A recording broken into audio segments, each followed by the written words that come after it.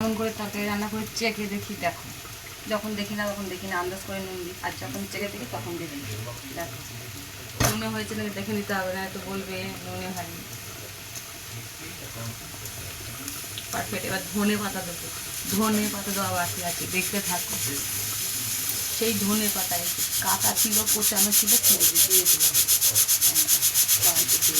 দেখা যাচ্ছে না? ধনে পাতা দিয়ে এবার নাড়িয়ে একটু চিনি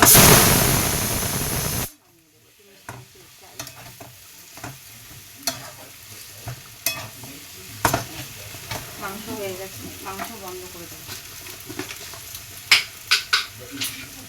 ঢাকাটা করে এলাম, দিয়ে দিলাম চিনি, পেঁয়াজের সবজি চিনি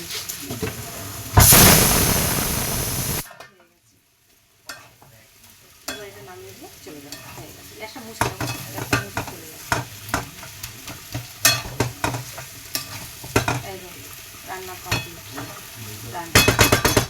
টাটা, বাই বাই। ভালো লাগলে লাইক, শেয়ার, কমেন্ট করবে। কী কী রান্না করেছি? মাছ, বাঁধাকপি, মানে 5 রকমের সবজিতে মাছের তেল দিয়ে করেছি। আর এটা বাচ্চার মাংস, এটা মাছের তরকারি, এটা ভাত, আর এই যে ডাল, এই যে ডালও করেছি, এই যে ডাল।